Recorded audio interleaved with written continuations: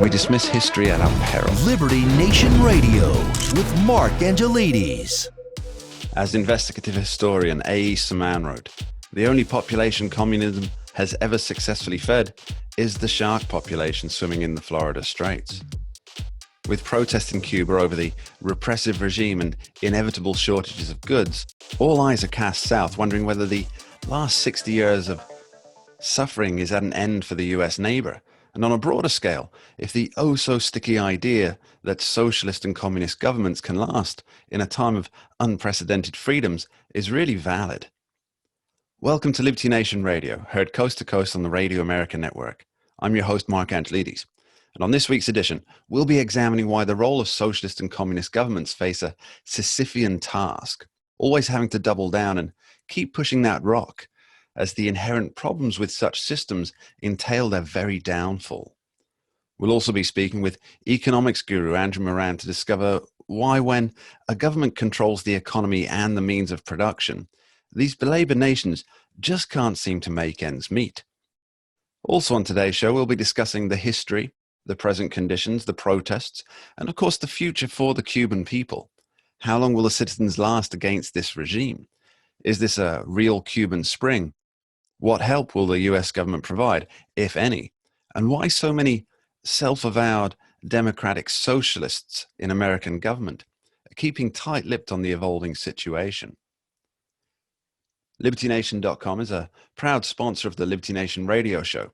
Check out LibertyNation.com for all your conservatarian needs, original news and articles, videos, podcasts, LN Radio, and their signature TV program, The Conservative Five, all on LibertyNation.com. Conservative news, where truth matters.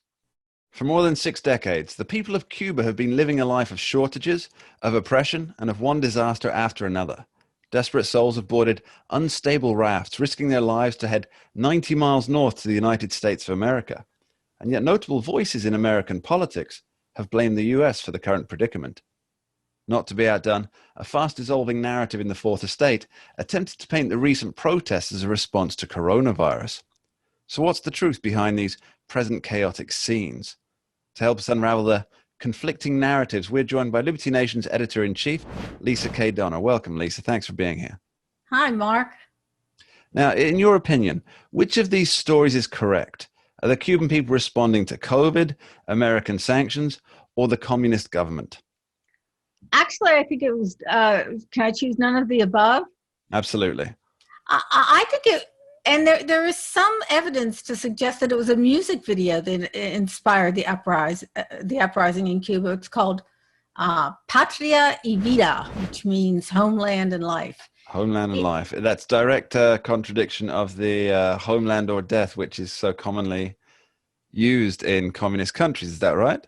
Exactly. And it's fascinating that the video begins with a picture of longtime Cuban hero and, you might want to know, poet and martyr Jose Marti. Yeah. And Jose Marti is on the face of a coin. And the coin burns away to reveal the picture of George Washington. So nowhere in the video do they talk about COVID. There were a few lyrics that I jotted down for you. Would you like to hear them? I'd love to, please, yes. No more lies. My people ask for freedom, not more doctrine. It's over. Your time has expired. The silence has been broken. So the establishment media, I watched some of the coverage, it was totally appalling. Protesting, quote, shortages of the COVID vaccine, food and gas. Hello, these people are crying for freedom. I think to reduce their cause to a shortage of commodities is to miss the essence of the Cuban people's message, Mark.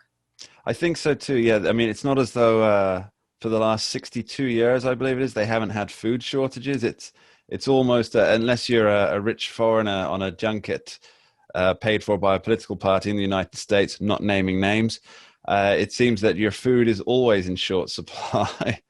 So, I mean, it's difficult for many to equate right now what's happening in Cuba, not to equate it with the Arab Spring movements that we witnessed just a few short years ago. Is this the case, or is it a flash in the pan that will eventually just subside into the next semi-revolt? And where does the evidence point on this? Well, I thought it was quite interesting that today the announcement was made by the Diaz-Canel communist government. The travelers to Cuba will now be permitted to bring as much food and medicine as they want without paying duty. So scrapping the import duties is kind of a double-edged sword for a communist government because it signals to the protesters that they at least got something out of their uprising. In other words, will people en masse see it as worth it and try it again? I don't see this as a status changing event for Cubans, but the struggle for freedom and liberty, as we know, Mark, is eternal. Absolutely. I mean, I think one of the major aspects here, and this is something that very much applies in both your country and mine in terms of internet censorship, which we've seen so much of over the last few years. And the Cuban authorities, they shut down large parts of the internet, presumably for one of two reasons. One, to stop people organizing, and two, to avoid the international, let's call it access or oversight that comes with all the videos that we see and the photos that we see. And now you've got politicians, namely Senator Marco Rubio, for one, who wants America to grant satellite access for internet to the island, essentially bypassing the regime. Do you think that's going to happen or not? Well, I don't know, but satellite capabilities would be nice. But frankly, Mark, I think some guns in the hands of Cuban freedom fighters would come in handy this week. Of course, the U.S. has tried that before with a disastrous result. But honestly, I don't see the internet as the end all and the be all, especially against a hardcore communist regime as Cuba. No, what they need are arms. That was actually Batista's downfall.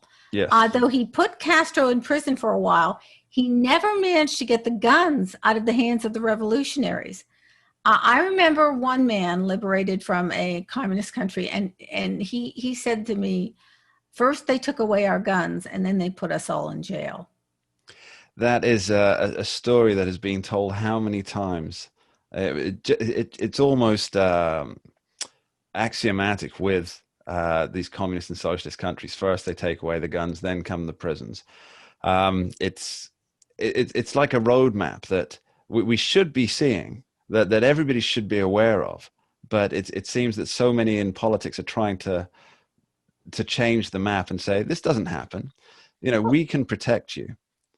Well, I think that's why people in the United States are so serious about the Second Amendment. Absolutely. I mean, also, there's a lot of things that America has to offer the entire world. It's the only country that has a written constitution that guarantees your right to free speech. That doesn't exist anywhere else in the world. That guarantees your right to bear arms for protection, both against anything anybody who may choose to cause you harm, but also and specifically a government that goes for tyrannical overreach. These are unique things, and we see this. We've seen the pictures in Cuba of people waving the stars and stripes, and we saw it in Hong Kong too. They were waving the stars and stripes. This is that flag represents so much. Even though we have so many people in the United States who wish to denigrate the flag or turn their back on the flag, to the rest of the world, it means the world to the rest of the world. Do you think that America today, with what's happening, still represents the values inherent in that flag? Well, the U.S. is an inspiration for sure. Unfortunately, this Cuban uprising landed during a time when the Democrats are in power. I think if Trump were in the Oval Office, the U.S. reaction might be a bit different. I reckon so, yeah. I mean, I'm fascinated by Alejandro Mayorkas, the Department of Homeland Security head, who told the Cubans in no uncertain terms that they must not come to America. Why, when it seems to be it's open borders for literally everybody else? Do you think that he's making this distinction? I mean, on the one hand, the Biden administration appears to be encouraging folks who face, let's call it just economic stress, that this is the new barrier to pass, that you're facing economic stress, but they're denying those who are actual genuine refugees and asylum seekers. It makes a mockery of the asylum system, especially by the commonly accepted international standard, right? Well, with all due respect, Mayorkas is an idiot. I mean, first of all, open borders don't help the people of Cuba.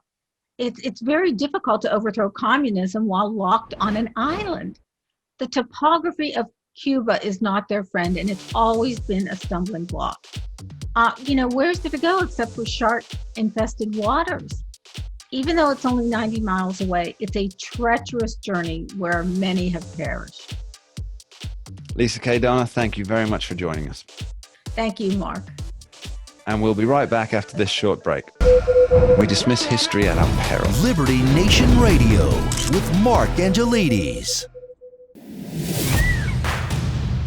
Who are we? We are Americans that believe in liberty. We are a project of the nonprofit One Generation Away. We are patriots who apply the founding principles to the issues of today. And they keep moving the goalposts on us. We are educators and commentators who love America and the Constitution.